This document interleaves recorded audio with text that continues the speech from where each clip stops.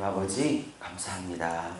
오늘 이 저녁에 당신의 핏값으로 사셔서 아들 딸 만드신 분들 이곳에 불러 모아 주셔서 아버지가 얼마나 좋은 분인지, 아버지가 얼마나 연약한 자를, 부족한 자를 들어 사용하시기를 기뻐하시는 자인지, 그래서 잘나고 대단한 사람들이 아니라 부족하고 부족한 사람들을 들어 사용하셔서 내가 잘났다고 대단하다고 생각하는 그 자기를 부시기를 원하시는 하나님이신지를 오늘 저녁에 나눌 텐데, 오늘 이것이 사랑하는 당신의 귀한 자녀들에게 큰 힘과 용기와 위로가 될 수 있도록 은혜를 베풀어 주시옵소서. 하나님, 은혜 없으면 살 수 없는 자들입니다. 은혜 없으면 살 수 없는 자들입니다. 단순히 영적인 것뿐만 아니라 우리의 환경적인 것, 육적인 것, 자녀, 사업, 직장, 목회, 모든 것에 주님의 은혜와 도움 없이는 살 수 없는 존재임을 고백합니다. 주여, 주님께서 오늘 이 저녁 때 은혜 허락하여 주셔서 모든 성도님들에게 만나 주시기를 원합니다. 하나님, 지쳤던 오늘 또 직장 생활하며 막 달려온 분들도 많이 계십니다. 하나님, 지쳤던 몸도 회복되게 하여 주옵소서.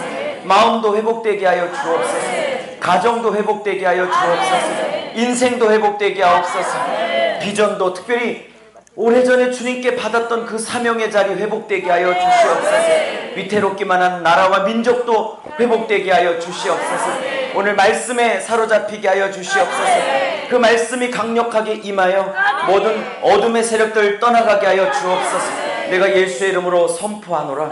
모든 어둠의 세력들, 우울의 세력들, 좌절과 절망과 낙담으로 끌고 가는 어둠의 세력들아, 내가 예수의 이름으로 명하노니 사랑하는 하나님의 자녀들에게서 너의 모든 공격을 놓고 예수의 이름으로 다 쫓겨나갈지어다, 다 물러갈지어다. 오늘 하나님의 크신 빛의 역사가 있게 하여 주시옵소서. 이 저녁 한순간순간 몇 초마다 주님께서 순간순간 역사하실 줄로 믿습니다. 부족한 종의 입술을 주장하셔서 주님께서 큰 은혜를 주시기를 원합니다. 감사를 하며 감사를 드리며 우리 주 예수 그리스도의 이름으로 축복하며 기도 올렸사옵나이다. 아멘. 우리 하나님께 영광의 박수 한번 올려 드리겠습니다. 할렐루야.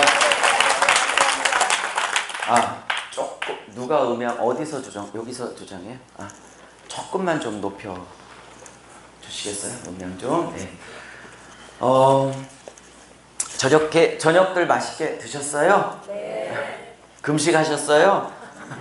많이 드셨어요? 네. 만나 뵙게 돼서 반갑습니다. 저는 또 저를 처음 보는 분이 계실 것 같아요. 그래서 인사드릴게요. 저는 대전에서 로고스 교회를 섬기고 있는 대전 로고스 교회 담임 목사입니다. 유석영 목사입니다. 인사드릴게요. 반갑습니다. 혹시 제가 매번 여쭙는데 저를 처음 보신 분들 한번 손 들어봐 주세요. 그렇군요. 항상 이렇게 있으시군요. 저 몇 번씩 보신 분 한번 끄덕여 봐 주세요. 네, 축복해요.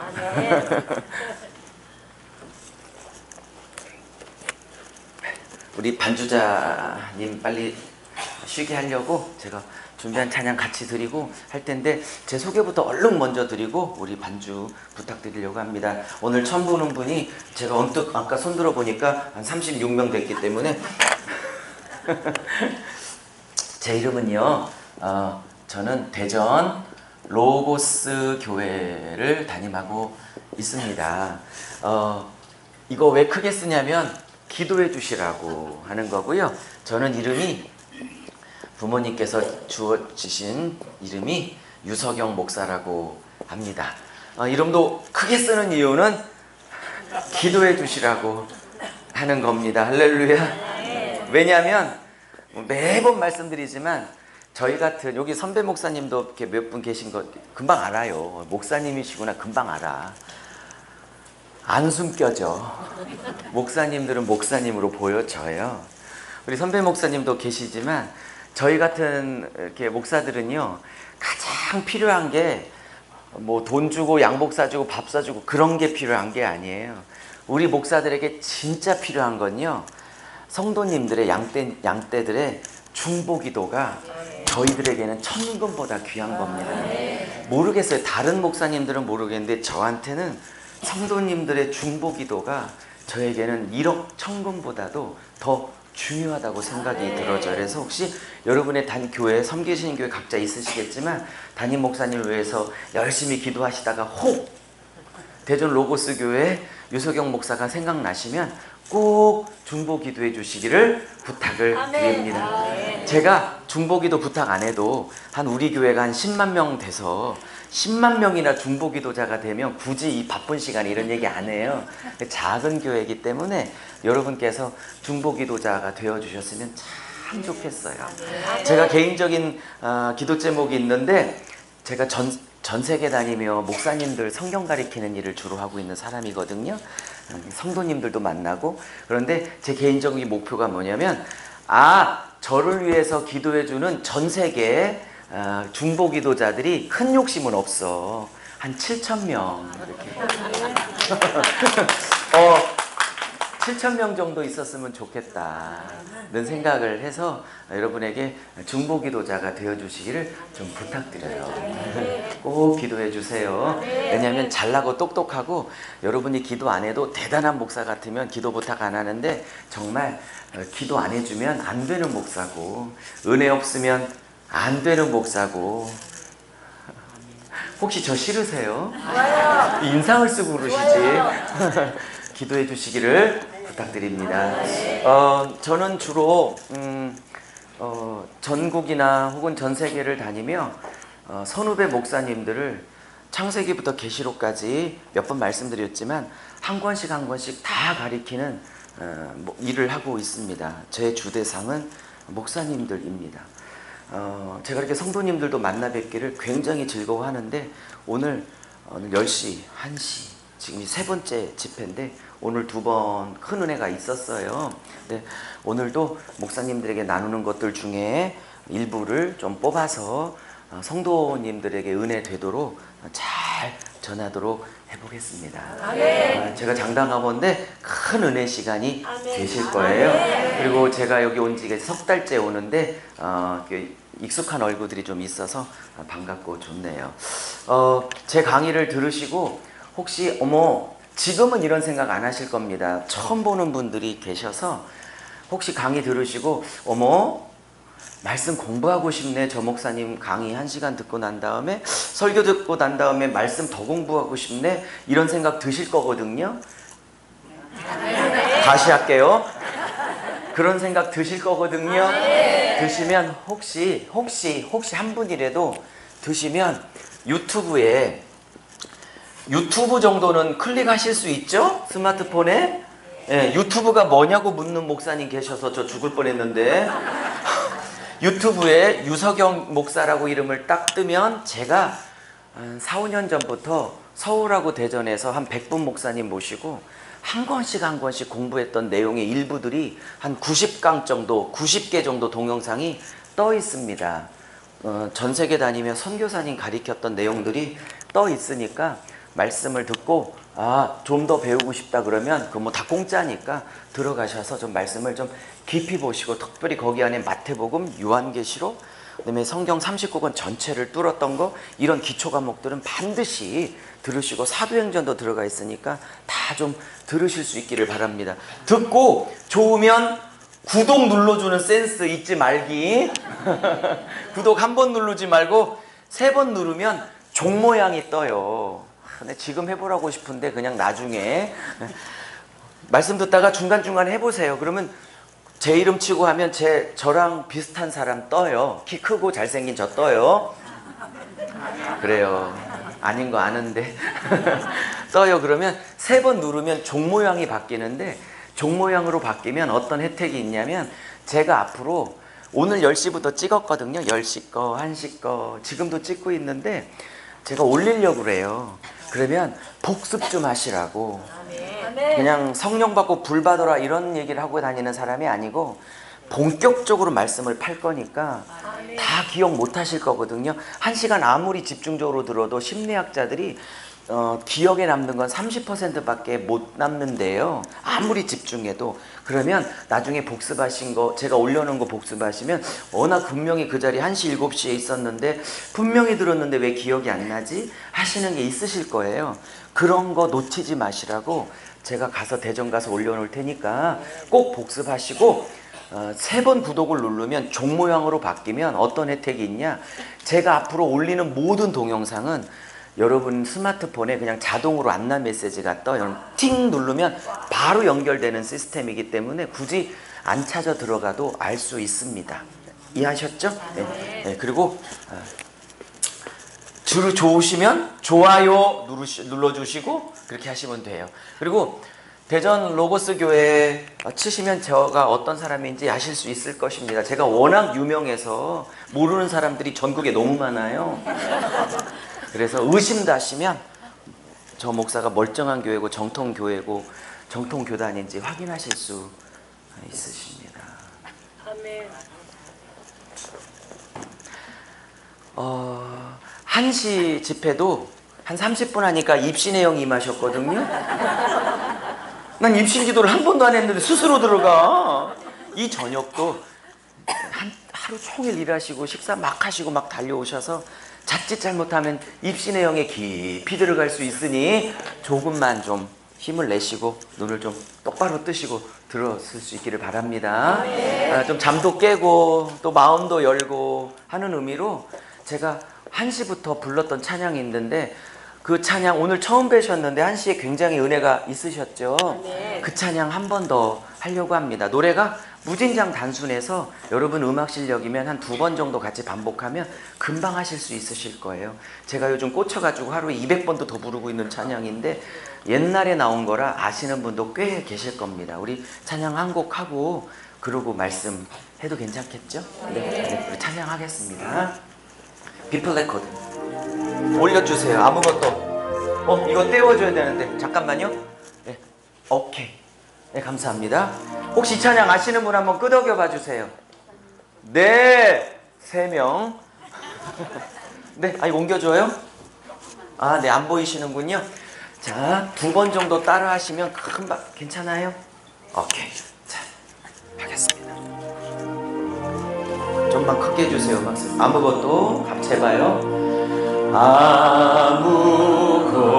아무것도 두려워 마라. 주 너의 하나님이 지켜주시네. 놀라지 마라. 겁내지 마라. 주님 나를 지켜주시네. 잘하셨어요. 처음부터 아무것도 두려워 마라. 주 나의 하나님이 지켜주시네. 아멘. 놀라지 마라. 겁내지 마라. 주님 나를 지켜주시네. 믿으시죠? 내 마음이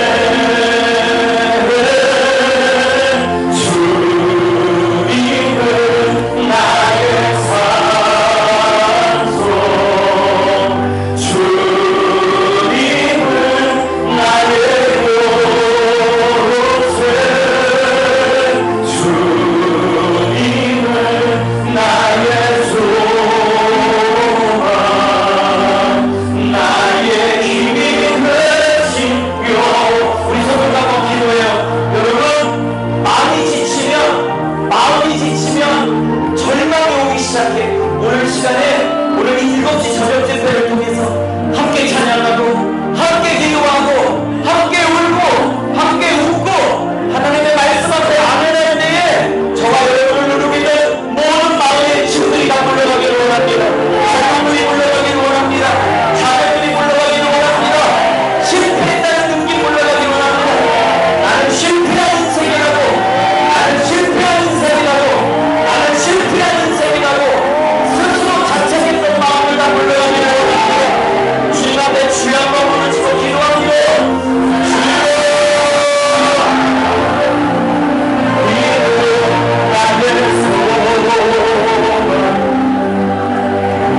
혹시 이것도 가능해요? 기쁠래?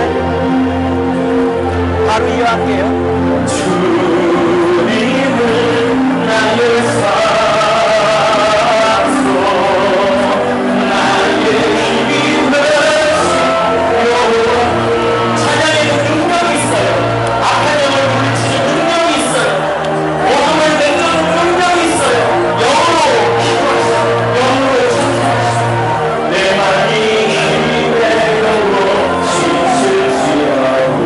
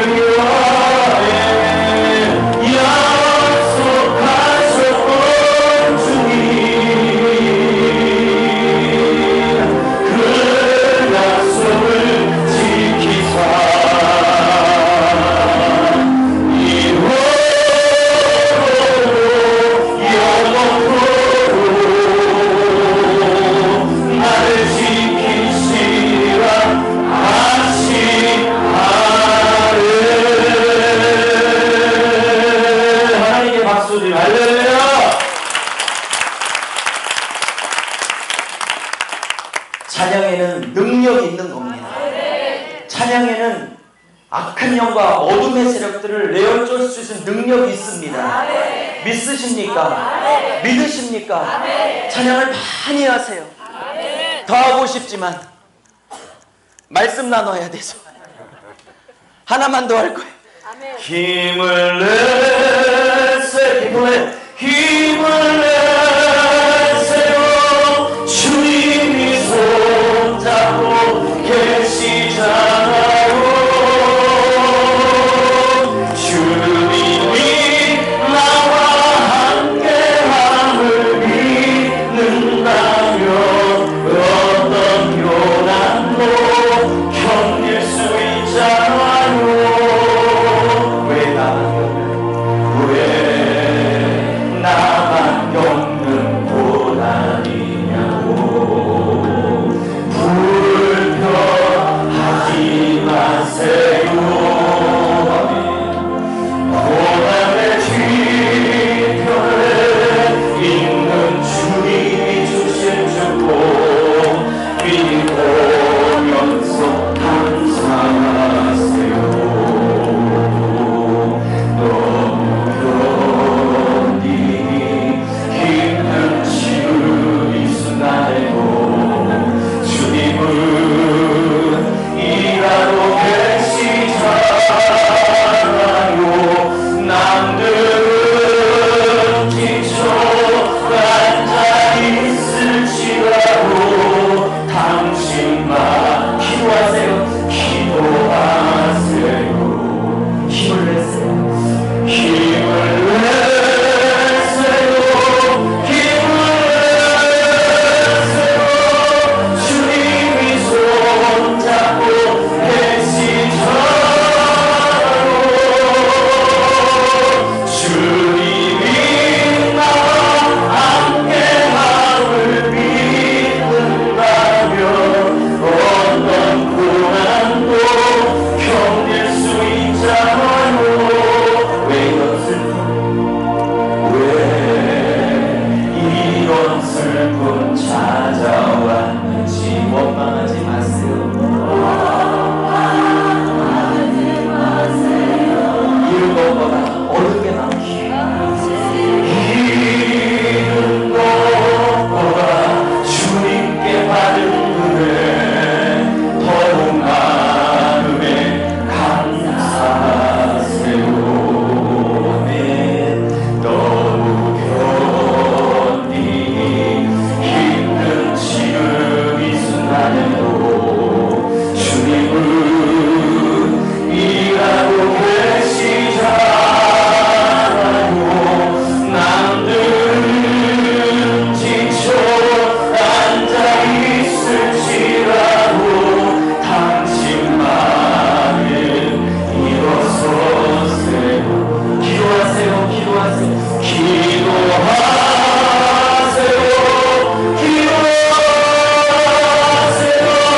주님이 손잡고 계시잖아요.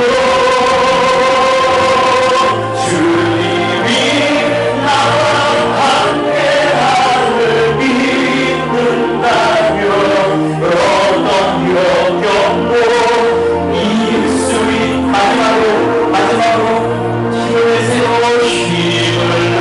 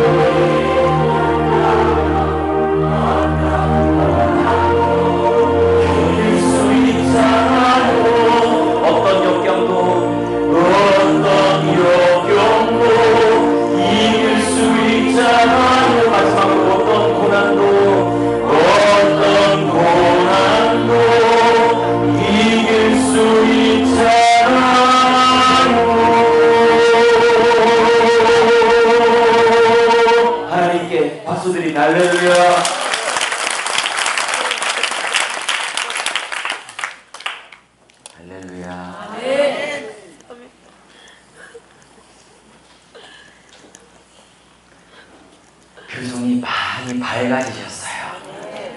아까는 무서웠어요. 말씀을 전합니다. 제가 온 주요 목적, 말씀 전하러 왔으니까 말씀 전합니다. 사무엘상입니다. 사무엘상.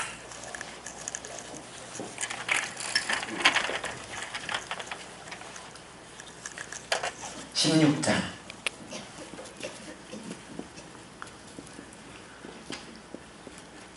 제일 마지막 절이 기억이 안 나서 저도 성경책 갖고 왔는데 21절인가요? 23절인가요? 23절? 땡큐. 23절. 한 절만 읽을게요. 한 절만 읽지만 16장, 17장 두 장을 전체를 강의하겠습니다.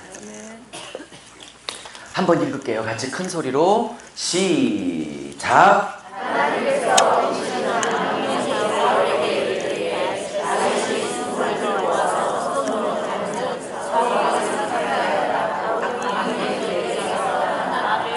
아멘.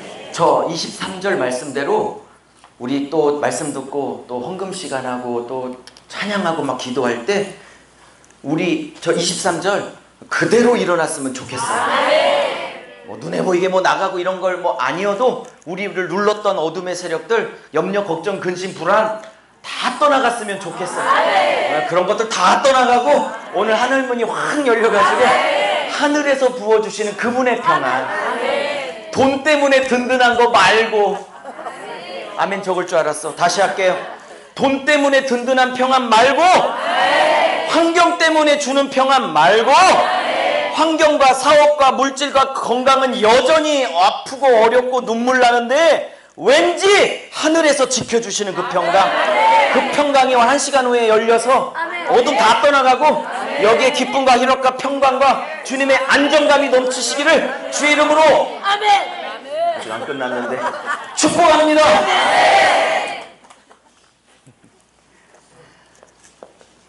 오늘 말씀의 제목은 따라해 보세요. 가탄의 하나님. 연탄 말고 가탄의 하나님입니다. 오늘 한시의 제목은 바라의 하나님이었습니다. 그 얘기는 유튜브에 올려놓을 테니까 꼭 들어보시고요. 오늘은 가탄의 하나님입니다. 왜 이게 무슨 얘기인지 전혀 모르시겠죠?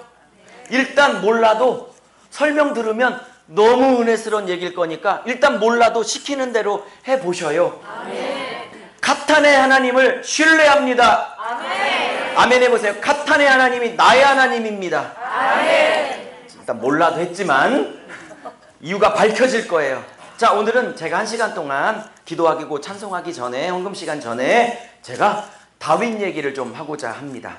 저는 아까도 말씀드렸지만 전국 다니며 혹은 전 세계를 다니며 주로 목회자들을 말씀을 가리키고 있는 사역을 하고 있어서 저의 주 대상은 목사님들입니다. 이번 대전과 저희 고향인 대전과 저희 교회와 또 서울 100주년 기념관에서 한 100분의 목사님 모시고 한 권씩 한 달에 이틀씩 모여서 한 권씩을 다 끝내간 지 지금 2년째라 40몇 권, 지금 열왕기상 강의하고 있는데 조금만 있으면 66권이 다 끝나게 되는데, 최근에 사무엘 상하를 제가 선배 후배 목사님들하고 이렇게 쭉 한 절 한 절을 다 풀면서 굉장한 은혜를 받았어요, 제 스스로. 그래서 제가 제일 은혜 받은 것들을 해야 성도님들도 은혜 받을 것 같아서 제가 가장 은혜 받은 걸 합니다. 여기 언뜻 보니까 목사님들, 선배 목사님들, 형님 목사님들 계신데 뭐 저보다 형님들이 더 잘 아시겠지만 목사의 원칙이 있어요. 목사의 가슴이 뜨거운 걸 전해야 성도들도 그날 뜨겁지, 목사가 자기 가슴 얼고 보고 냉랭한데 절대 이온 걸 보고 성도들도 절대로 뜨겁지 않습니다. 목사가 은혜 받은 걸 은혜로 나눠야 되는 것입니다. 그건 원칙입니다. 제가 그래서 사무엘나 최근에 목사님들하고 은혜 받았던 거라 제가 너무 꽂혀 있어서 제가 은혜 받은 걸 나누면 반드시 여러분도 은혜 받으리라 믿고 믿고 왔어요. 자, 다윗 얘기를 좀 해보고자 합니다. 잘 아시죠? 너무 잘 아셔서 설명이 필요 없고 바로바로 영적인 메시지를 찍어서 함께 나누고자 합니다. 사랑하는 여러분, 다윗이 총 몇 년 다스렸죠? 잘하셨어요. 솔로몬 몇 년 다스렸죠? 그리고 초대왕인, 통일왕국 초대왕인 사울은 몇 년 다스렸죠? 그래요. 사사기 350년입니다. 몇 년이요? 예. 온니엘부터 시작해서 저 12번째 마지막 사사 삼손까지 오데삼드 기돌야이 이베박삼 12명의 사사 앞자만 애운 거예요. 혹시 제가 싫으세요? 좀 짜려보지 좀 마. 무서워. 웃으세요? 웃어. 할렐루야.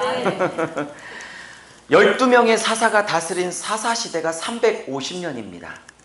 그죠? 그 사사시대가 끝나고 선지자이자 곧 마지막 사사인 사무엘 선지자 혹은 사사가 이제 그 지도권을 이어받습니다. 사람들은 눈에 보이는 왕을 필요로 해서 눈에 보이진 않지만 분명히 왕으로 계셨던 하나님을 거부하고 다른 민족처럼 눈에 보이는 왕을 달라 하여 하나님께서 속상하지만 이렇게 말합니다. 사무엘아, 어서 일어나 사울이라는 청년의 그 사람을 일으켜 왕으로 세워라. 그러면서 이렇게 말합니다. 사무엘아, 너를 버린 게 아니라 그 다음 말, 그들, 여기서 이스라엘 백성입니다. 그들이 나를 버려 그들의 왕이 되지 못하게 했노라. 이 말을 보면 그들이 나를 버려 그들의 왕이 되지 못하게 했노라는 사무엘을 향한 하나님의 그 가슴 아픈 얘기를 미루어 짐작하면 하나님은 당신 스스로 이 백성의 왕이기를 원하셨다라는 거예요. 근데 그들이 나를 버려 그들의 왕이 되지 못하게 하노라. 이 말 통해서 버림받은 왕의 아픔을 노래하고 있습니다. 어쨌든 이렇게 눈에 보이는 왕을 구하여 하나님이 허락한 왕이 사울입니다. 어깨가 하나가 더 있었다고 합니다. 저는 모든 성경을 보며 위로받고 힘을 얻는데 딱 한 군데 좌절하는 구절이 여기입니다. 어깨가 하나 더 있었다니. 그러나 저를 또 한번 하나님이 크게 위로하시는 또 본문도 있어요. 삭개오 키가 작아 뽕나무에 올라갔더라. 할렐루야.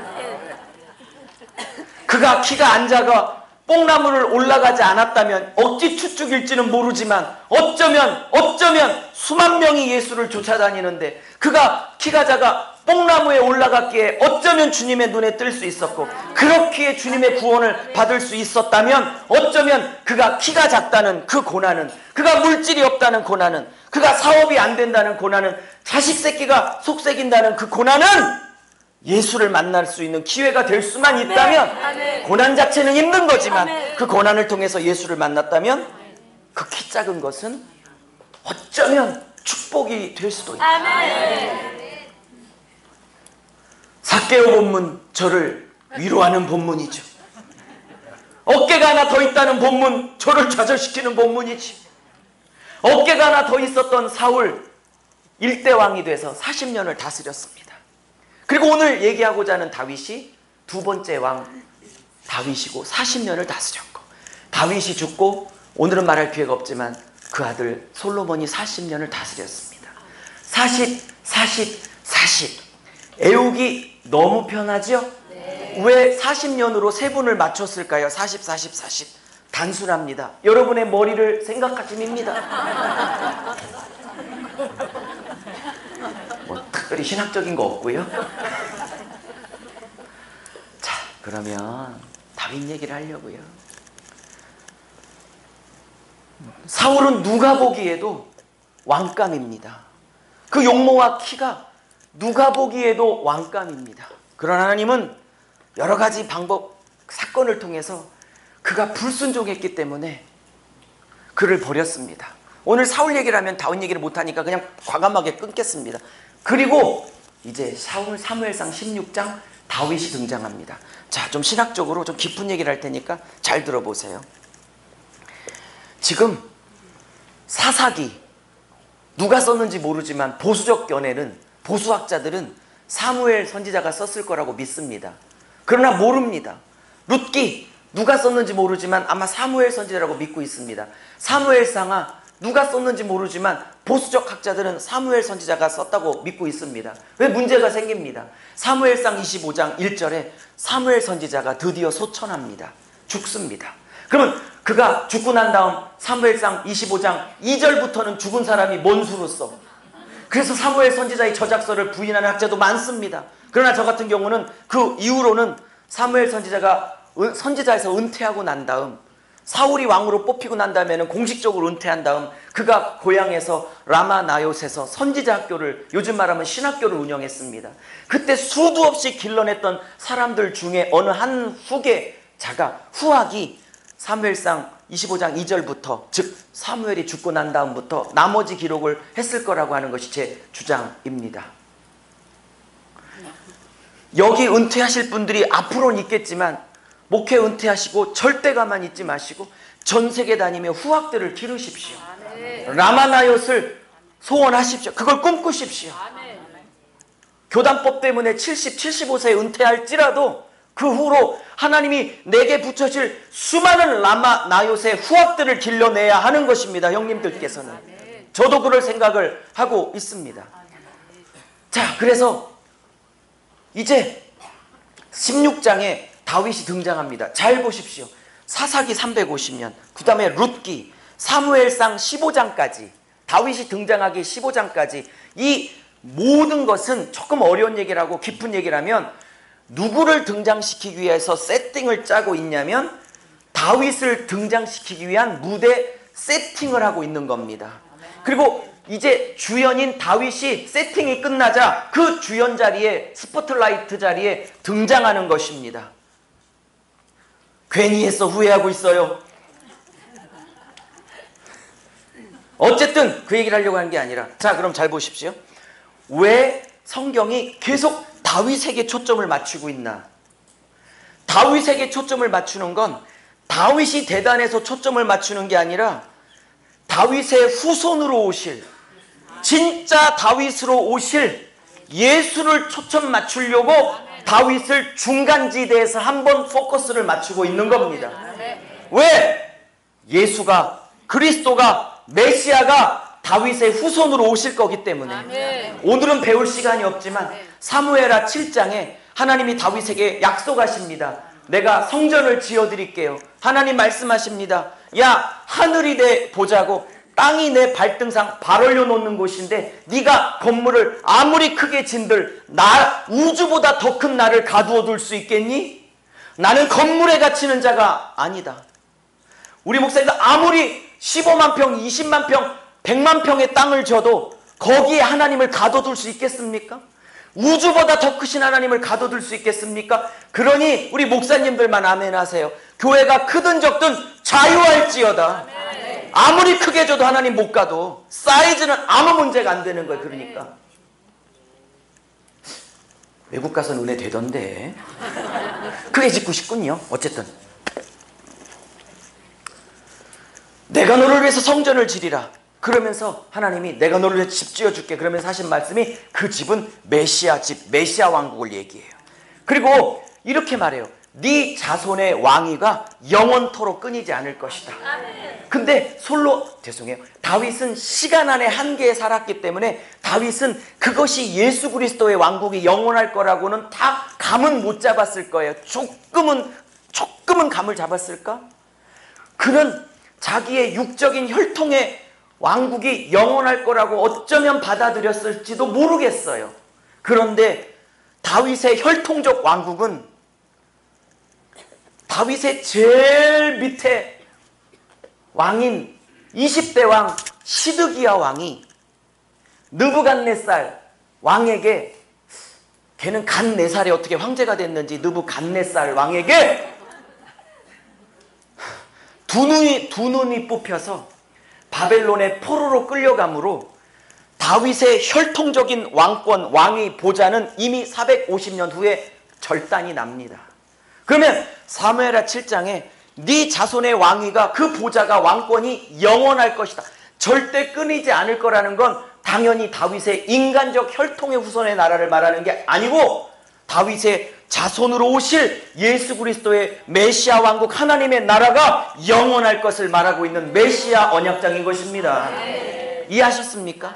그래서 이스라엘 백성이 예수님을 향해서 소경 귀머거리들이 예수님 이렇게 안 부르고 예수님을 이렇게 부르니 예수님이 멈출 수밖에 없었던 거예요.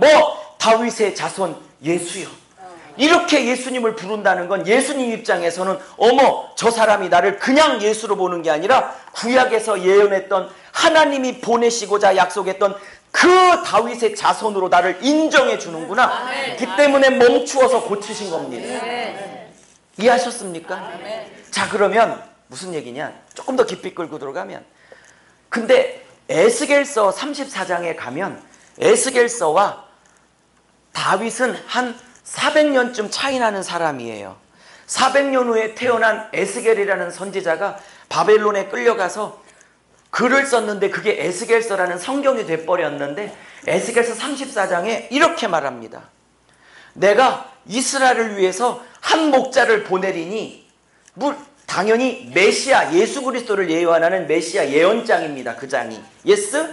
그런데 이렇게 말합니다. 내가 이 백성을 위하여 한 목자를 보내리니 그래놓고 그 밑에 보면 아예 그 한 목자, 당연히 메시아를 얘기하는 건데 그 한 목자의 이름을 실명으로 전환합니다. 그러면서 이렇게 말해. 한 목자를 보내 그가 이 백성을 다스리리니 이러면서 그 밑에 내가 다윗을 보내리니 그냥 말을 바꿔버려.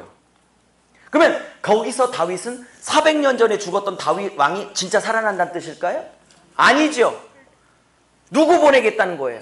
예수 그리스도를 그냥 다윗으로 등치신긴 것 뿐이죠. 뭔 말인지 이해하십니까? 자, 그러면 이 얘기를 왜 길게 끌었냐?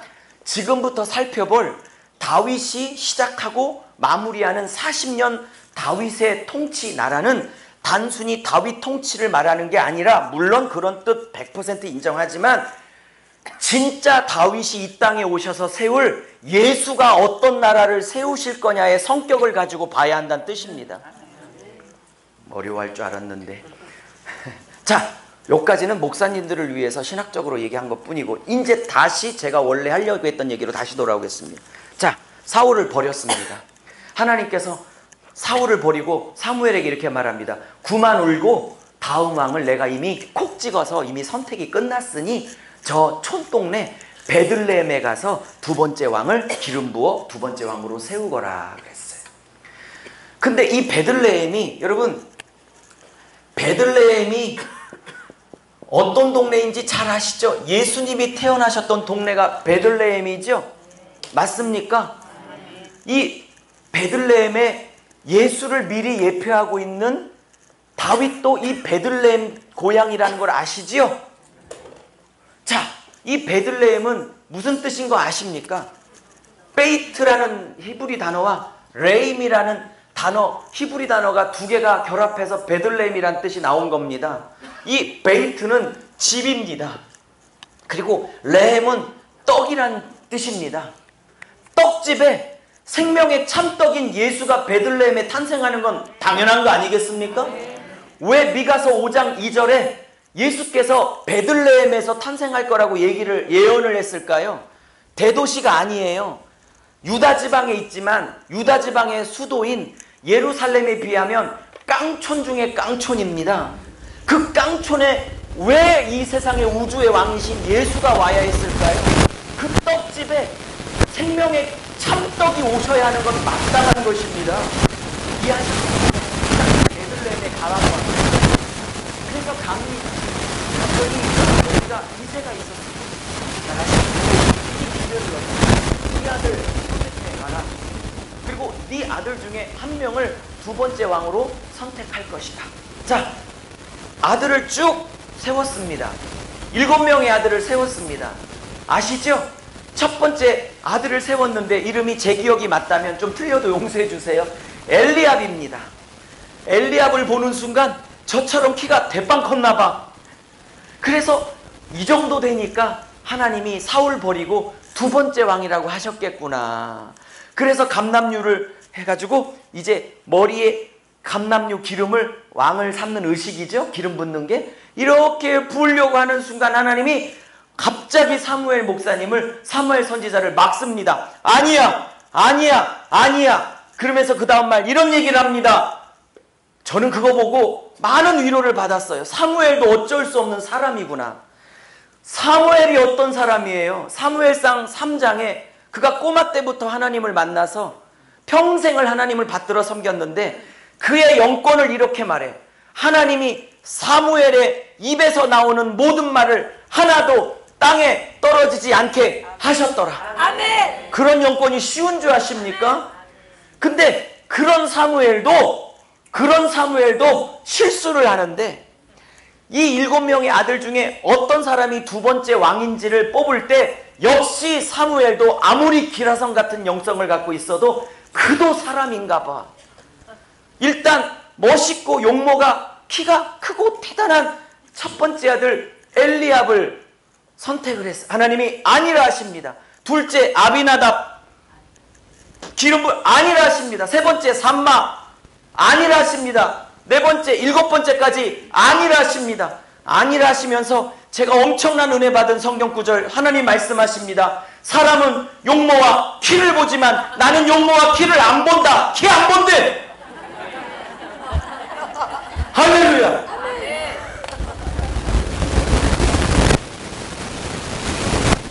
그러면서 그 다음 말해요.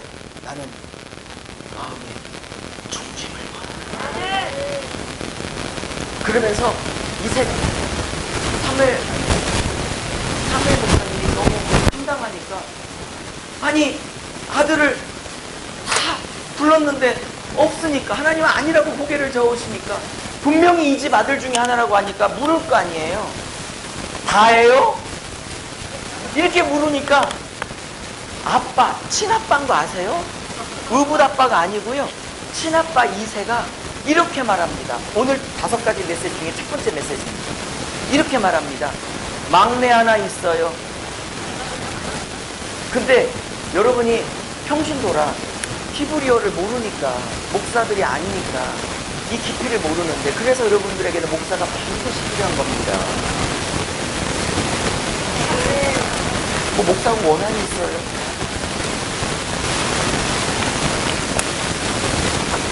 이렇게 말합니다. 막내 하나 있습니다. 그 막내가 카탄입니다. 오늘 첫 번째 메시지, 하나님은 카탄의 하나님이십니다. 이게 오늘 몇 가지 중에 첫 번째 메시지. 그러면 아멘을 했지만 어떻게 아멘을 하셨는지 잘 이해가 안 되는데, 카탄을 설명해야 아멘이 될 건데, 보십시오. 히브리어로, 저는 목사님들을 가르치는 사람입니다. 그래서 히브리어 헬라어를 더 많이 할 수밖에 없는 상황이 있습니다. 제가 연구를 해보니 이 카탄은요, 막내란 뜻이 물론 of course 있어요. 저는 목회하기 전에 영어 선생을 15년 했습니다. 수능을 15년 가르쳤다고요. 영어 선생 했기 때문에 잘 알아요. 영어 사전 찾으면요, 어떤 단어가 나오면 그 단어가 1번부터 예를 들어 10번까지 뜻이 있으면 가장 많이 쓰는 단어를 1번, 2번, 3번으로 배치해요. 그 해석을. 그리고 9번, 10번은 그런 뜻이 있는데 사람들이 자주 안 쓰되 그러나 있긴 있어서 할 수 없이 있는 것을 9번, 10번, 11번 쪽에 저 멀리 배치합니다. 사전에서 1, 2, 3번에 나온다는 건 제일 많이 쓰는 용례예요. 이해하셨어요? 어렵지 않죠? 어렵지 않죠? 자, 근데 지금 아빠, 친아빠 이세가 사무엘에게 뭐 딴 애 없어요? 할 때 예, 있긴 하나 있는데 그 막내 하나 있어야 할 때 그 막내가 히브리어로 카탄입니다. 근데 이 카탄이 막내란 뜻은 히브리어 사전을 찾으면 저 뒤쪽에 밀려져 있어요. 있긴 있어. 근데 제가 카탄의 주요 뜻을 이렇게 지금 써드리면 아마 놀라실 거예요. 카탄은 히브리어 사전을 찾으면 이렇게 나옵니다. 카탄은 막내는 저 뒤쪽에 있는 뜻이고, 가장 많이 쓰이는 카탄의 용법은 뭐냐? 이렇게 쓰여요.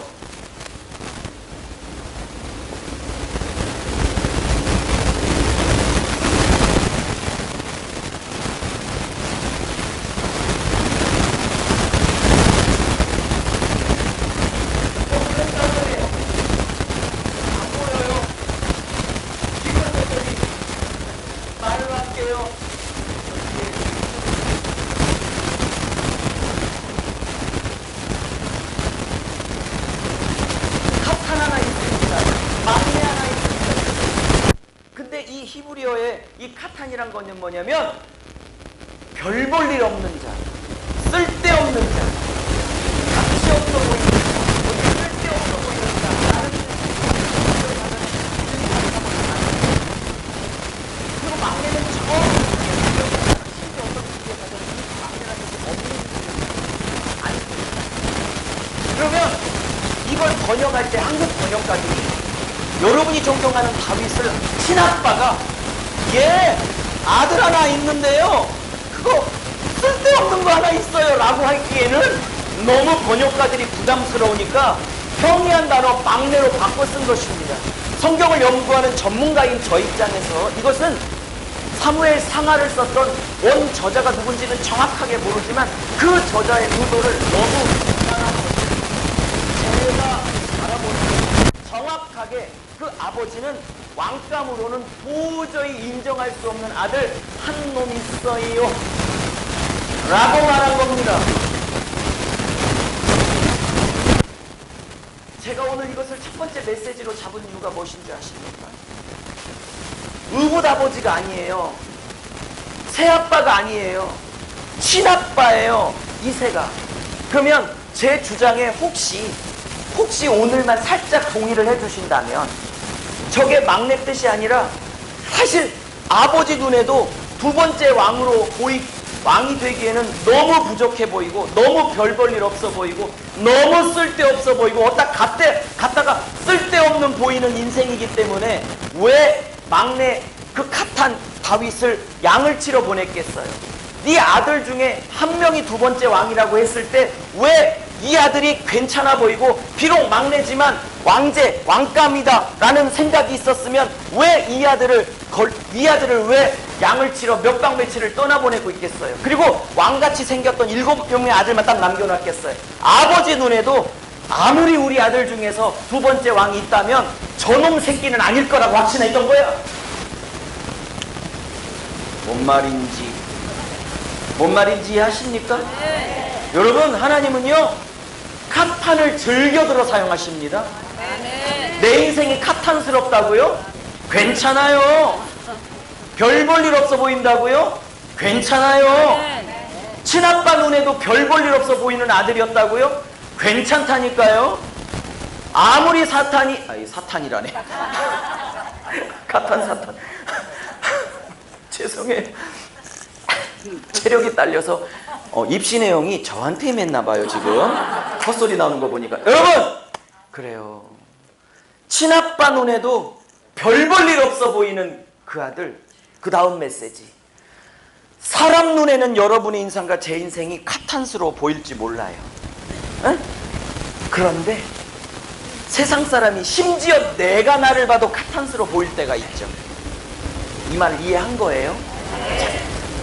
자꾸 카탄하니까 막 연탄 이런 생각 들지만 남들이 나를 카탄처럼 보는 것도 미칠 것 같은데 더 미치겠는 건 잘 들어봐요. 남들이 나를 카탄스럽게 별 볼 일 없생이라고 손가락질하는 것도 자존심 상해 죽겠는데 나를 제일 힘들게 하는 건 남들이 나를 카탄스럽게 보는 게 아니라 내가 내 스스로가 카탄스러워 보일 때가 사람 미치는 거라고. 동의되시면 끄덕끄덕. 아멘. 지금 여기에 딱 한 분 은혜를 안 받고 계신데 나는 절대 카탄이지 않아. 나같이 별 볼 있는 사람이 어디 있어 여기 중에. 이런 사람은 오늘 은혜가 안 되실 것입니다. 근데 내가 나를 봐도 부족하고 할 볼 일 없어. 아무것도 아닌 것처럼 느껴지고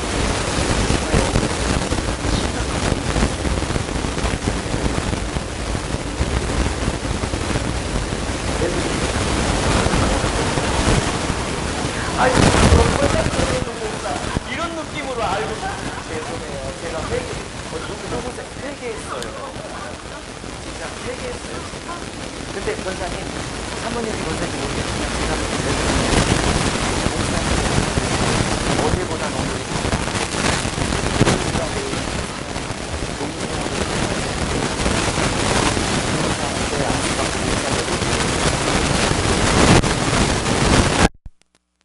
작년보다 올해가 더 제 안에 죄악의 시궁창 같은 죄악이 어제보다 오늘 더 솟구치고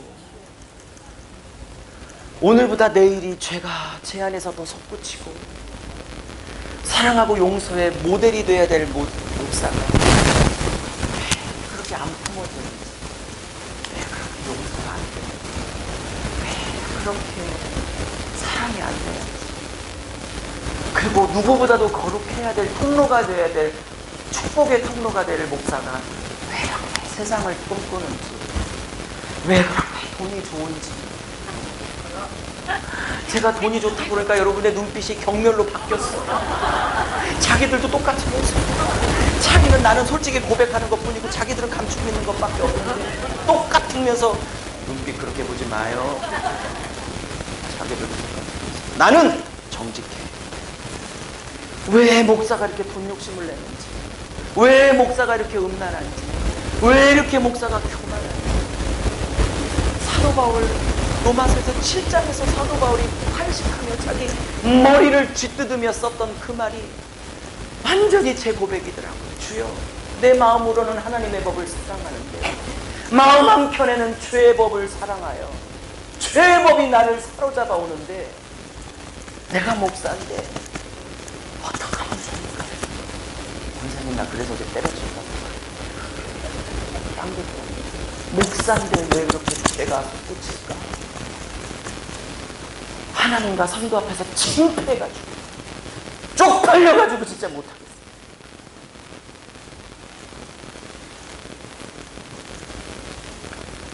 여러분의 눈빛이 목사님 나도 그래 라는 눈빛이라 많이 안심이 된다. 나만 그런 게 아니니까. 무슨 얘기인지 알아요? 영적으로 깊어진다는 건 죄가 뭐지? 죄진 지가 너무 오래돼서 그거 아니에요. 깊어지고 깊어질수록 내 안에 왜 이렇게 죄가 솟구치지? 내 안에 왜 이렇게 죄가 솟구치지? 내 안에 왜 이렇게 죄가 솟구치지? 그래서 영적으로 깊어진다는 건 그 솟구치는 죄 때문에 이런 나를 구원하셨구나. 목사가 되고 신앙이 깊어지고 영적인 세계가 열리고 막 은사가 열릴수록 깊이 깨달아지는 건 뭐냐? 분초마다 십자가 없으면 안 되는 게 목사구나. 그래서 미치고 팔딱 뛰겠어요. 그래서 미치고 팔딱 뛰겠다고. 그런 것 때문에 심각하게 고민해 본 적 있으시죠? 있으시죠? 그게 정상이에요. 그때 하나님이 저에게 나는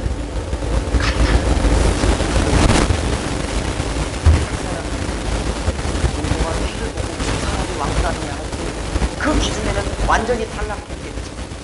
친아빠가 보기에도 가탄스러워 보이니까. 여러분의 인생이 가탄스럽지 않습니까? 물질도, 집안 환경도, 외모도, 자식 새끼도, 남편도 뭐 특별히 내세울 수 있는 분 계세요? 그거 있으면 여기 안 왔어. 여기 왔다는 건 내 인생이 가탄스럽기 때문에 부르짖으려고 온 거야. 할렐루야. 그런데 하나님이 가탄을 들어 사용하세요. 사람 눈에는 가탄스럽고 별 볼 일 없어 보여도 하나님의 눈에는 그 별 볼 일 없는 그 꼬마가 하나님 눈에는 이미 두 번째 왕이었어요. 할렐루야. 자, 두 번째. 제가 나누려고 하는 두 번째 메시지는 그런 겁니다. 자, 그러면 오해를 하면 안 돼요. 어머, 내가 내 삶이, 내 환경이, 태어난 집안이, 물려준 재산이 그냥 카탄이면 무조건 들어 쓰는구나. 하나님은 별 볼 일 없는 것들을 들어 쓰는구나 라고 오해하면 안 돼요. 하나님은 별 볼 일 없는 카탄이라 들어 쓴 게 아니에요.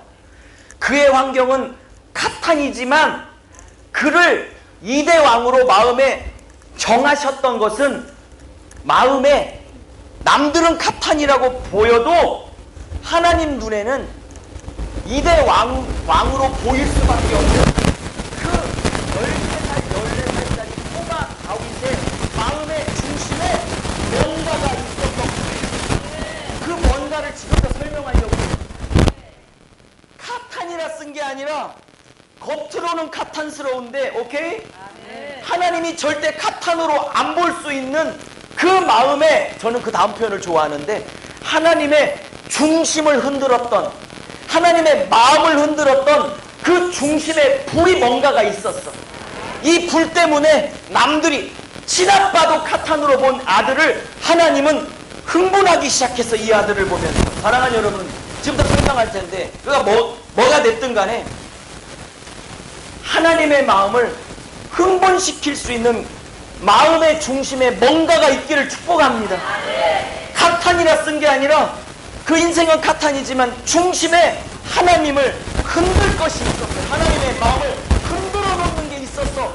그 꼬마가, 여러분 학자들은 다윗의 나이가 16도 안 봅니다. 보통 세 가지로 나눠져 있는데 13, 14, 15. 중1, 중2, 중3으로 봅니다. 한국 나이로. 중1이, 저는 중1 정도로 보는데 13으로.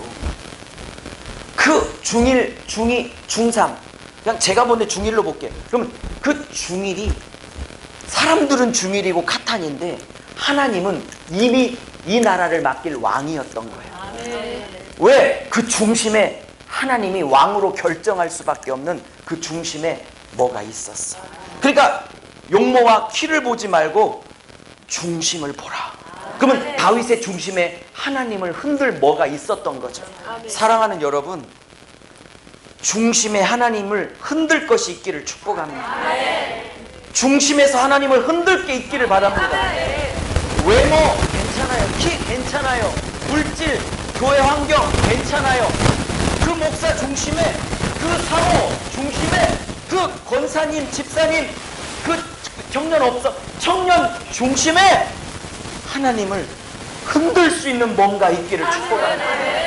또 하나, 베들레헴, 특별히 우리 목사님들 때문에, 주로 목사님들 대하니까 제가 이런 멘트를 하는데, 목사님들 내 목회용 환경이 베들레헴이라고 너무 절망하지 마세요. 지하라고 절망하지 마세요. 길목이 안 좋다고 절망하지 마세요. 나도 내 친구처럼 신도시 갔으면 좋았을 텐데 돈이 없어서 못 간 것 때문에 절망할 것도 없어요. 왠지 아세요? 베들레헴은 깡촌 중에 깡촌입니다. 제가 확신하는 거 하나 있어요. 하나님 마음을 흔들 수 있는 중심에 뭐가 있으면 아무리 그 목사 깡촌에 있어도 하나님이 들어 사용하십니다. 우리 성도님들 형편이 아무리 베들레헴 같은 어려운 형편에 있다 할지라도 내가 어떤 형편에 있는가가 중요한 게 아니라 내 마음에 하나님을 흔들 불이 있는가가 중요한 거예요.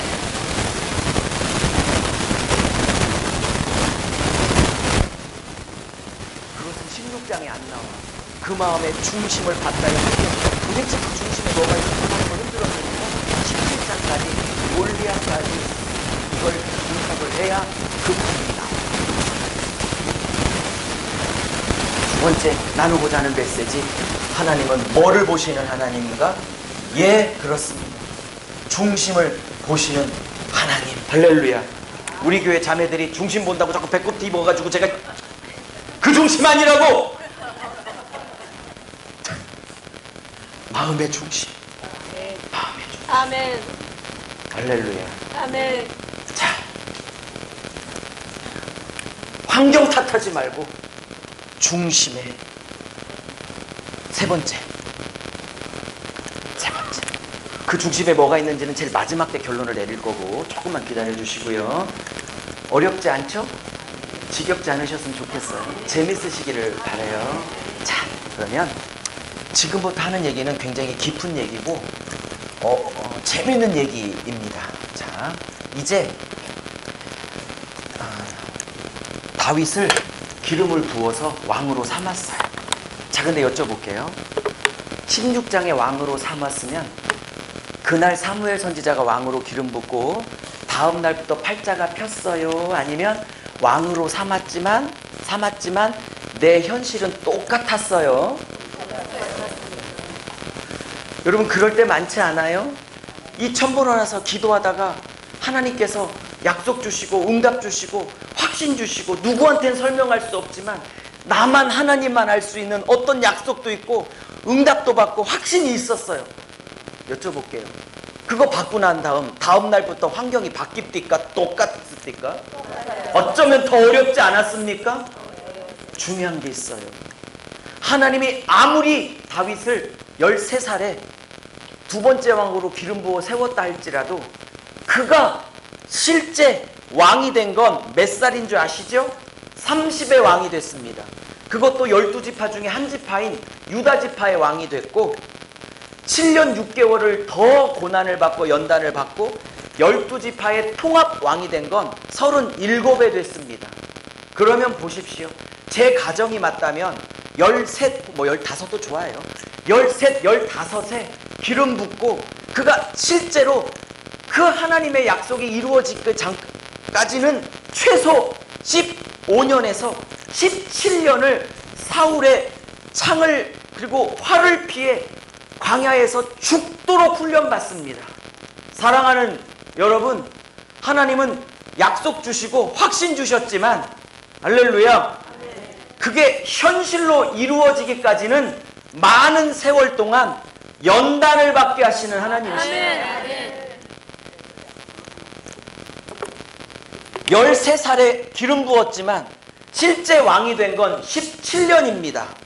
17년 후입니다. 주로 사울의 핍박을 통했습니다. 자, 여러분, 하나님은 왜 13살에 기름 붓고 바로 그 다음날 왕으로 등극하지 못하게 했을까요? 그리고 제 계산법이 맞다면 17년 아니면 15년 동안 모진 광야를 겪게 했을까요? 왜 다윗은 사울이 꼭 인생에 필요했을까요? 제 결론은 시간 때문에 미리 내리면 이런 겁니다.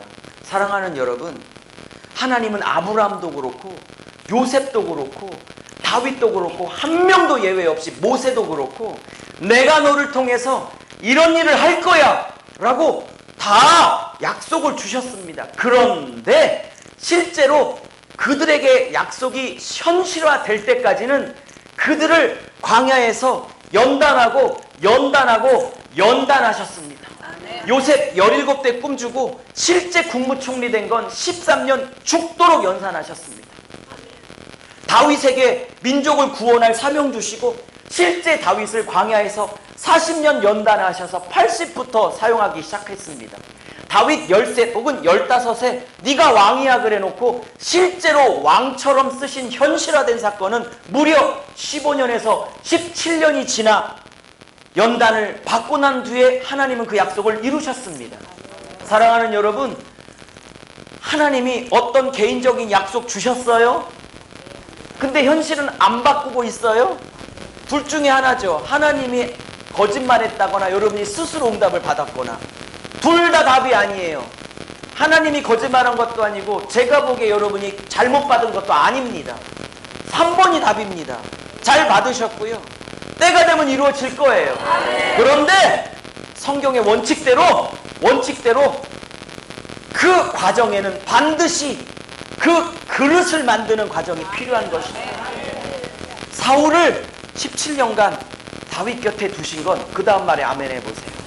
사울의 핍박을 통해서 다윗을 왕다운 자로 만들어 가시는 겁니다. 그를 빚어 가시는 겁니다. 할렐루야. 세 번째는 제가 안 쓸게요. 이것만 쓰세요. 세 번째, 하나님은 연단하시는 하나님이세요. 연단이 끝나면 하나님이 참 신기해요. 다윗도 30이었어요. 요셉도 30이었죠? 왜 연단 끝나고 꼭 30대면 쓰실까요? 제사장 사역할 수 있는 제사가 30살. 이 땅을 축복하는 제사장을 쓰시고 30분 하나님께 주님을 사용하시고. 자, 네 번째, 연단하시는 하나님. 연단의 하나님. 4번째, 네 번째. 자, 16장 10장 가장 핵심에 왔어요. 가장 핵심에 왔어요. 자, 16장 17장에 네 가지 사건이 있습니다. 네 가지 사건. 이 네 가지 사건이 이런 식으로 순서가 짜져 있는데 성경을 전체적으로 연관해 있는데 16장 17장에 나오는 네 가지 사건과 이 네 가지 사건을 이런 순서로 짠 사무엘의 지도자의 의도가 있다고 보여집니다.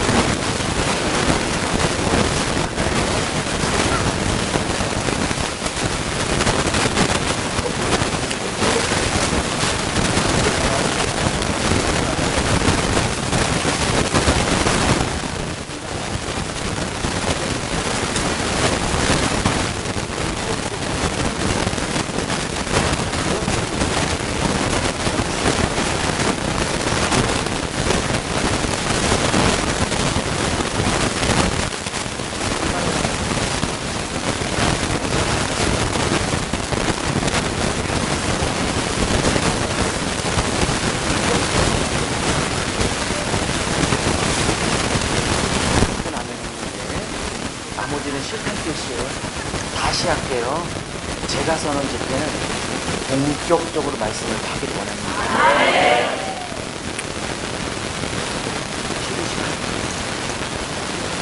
싫으시면 가요.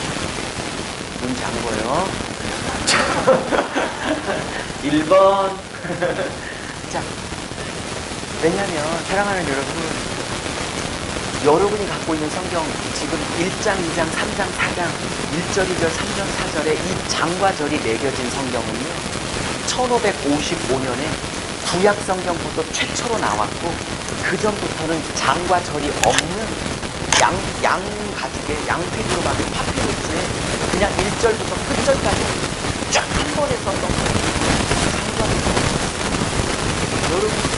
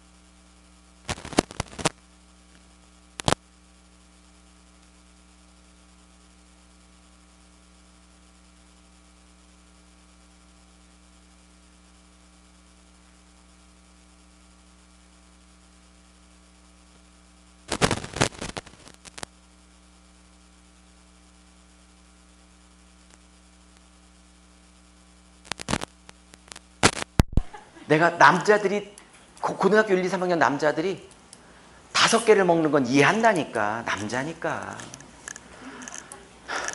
여자애들에게 너무 많이 나와서 이건 남자들만 먹은 개수가 아니야, 그릇이. 그래서 내가 물어봐서 고3 그 리더에게 여자들도 네 먹었대.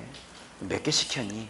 더니 어떤 애는 3그릇, 어떤 애는 4그릇, 심지어 여학생 중에 5개를 처먹은 애도 있더라고요. 저는 대한민국 고등학교 1, 2, 3학년 여자애들을 절대 사람으로 안 보는 사람이에요. 저건 짐승이지. 50명을 그렇게 15년을 먹이다 보니까 100만 원을 탔는데 20년 전에 50, 60이 나가더라고. 그러면 자취방하고 부모님 생활비 지금까지도 몇십만 원씩, 그 개척하면서까지 몇십만 원씩 아직도 30년을 넘게 부모님 생활비를 보내고 있으니까 떼고 뭐 남는 게 있어야지. 제가 이 얘기 왜 했죠? 왜 했지?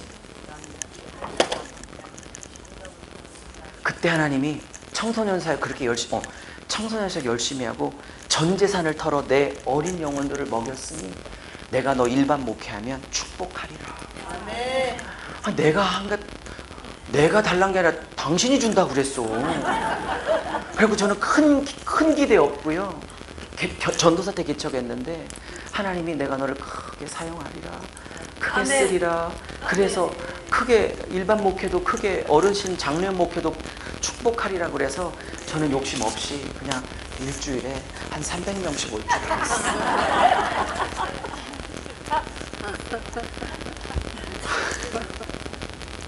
(10개월이) 지났는데 하나님이 축복하셔서 엄청나게 사람을 보냈는데 6개월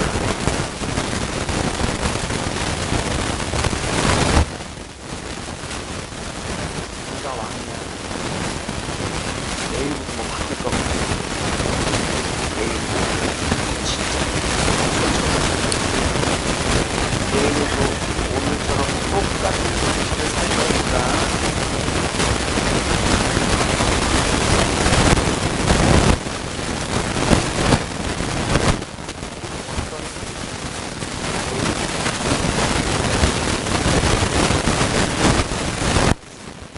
오늘 네가 왕이라고 오늘 기분 부었어.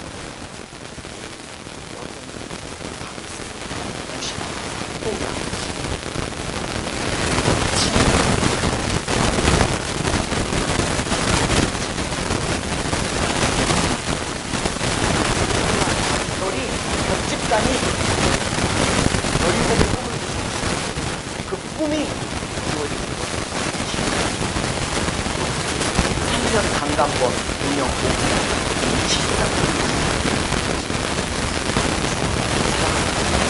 내일도 너무나 힘든 일상이 또 늘어나고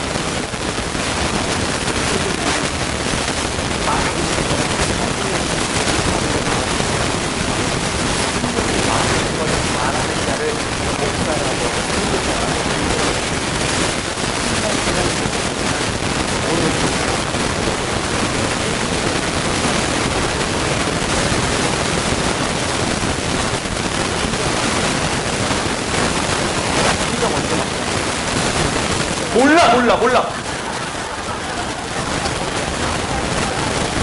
그걸 내가 하면 여기 있겠어요? 돗자리 폈지?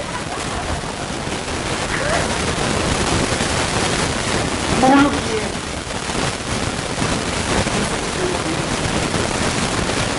그때가 언제 모르기에 오늘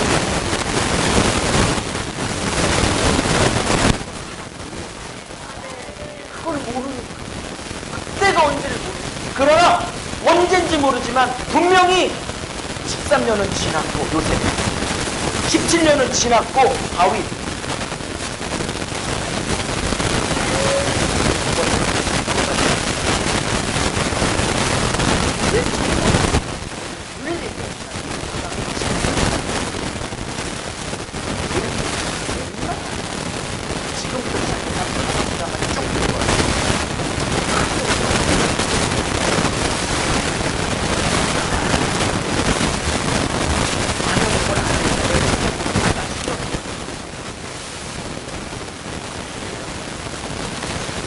자, 두 번째 사건.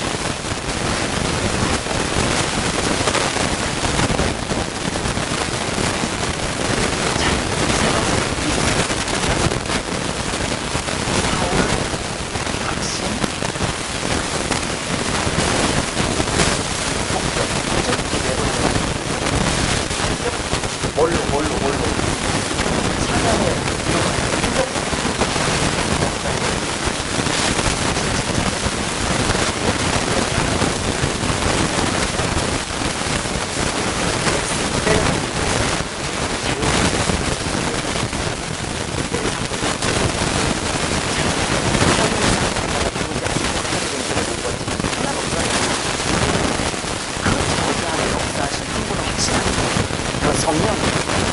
성령이 사무엘이라는 여자를 통해서 다윗의 생애를 저 네 사건을 도로리식으로 순서를 짠 사무엘상 저자 안에 계신 성령의 의도에 집중하려고 하는 거지.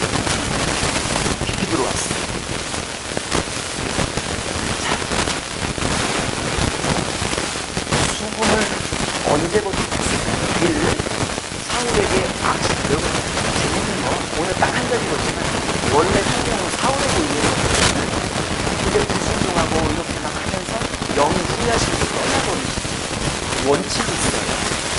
하나님의 사람이 하나님의 영이 떠나면 떠난 곳으로 빈공상태를 유지해야 그때 영적 원리가 하나님의 영에게 쓰임받았던 사람이 하나님의 영이 떠나면 그냥 빈 상태가 있는 게 아니라 그 빈 공간에 성령이 아닌 다른 악령이 들어와 잡히시는 거예요. 아멘. 그러니 죽으나 사나 여러분의 사명의 자리, 기도의 자리, 섬김의 자리, 말씀의 자리에 있으십시오. 너무 힘들어서 하루 이틀 단풍놀이 오케이 다녀오세요. 다시 복귀해. 너무 힘들어서 일주일, 이주일 잠깐 여행 오케이 하나님도 예스 그래 좀 쉬어. 그러나 다시 복귀하세요. 그 자리에 복귀해야 되는 거라. 하나님의 영으로 붙잡혔던 사람들이 그 영을 떠나면 떠난 것으로 끝나지 않고 다른 영이 붙잡으니까 때려칠 생각하지 마시고 때려칠 생각했던 분들만 아멘해.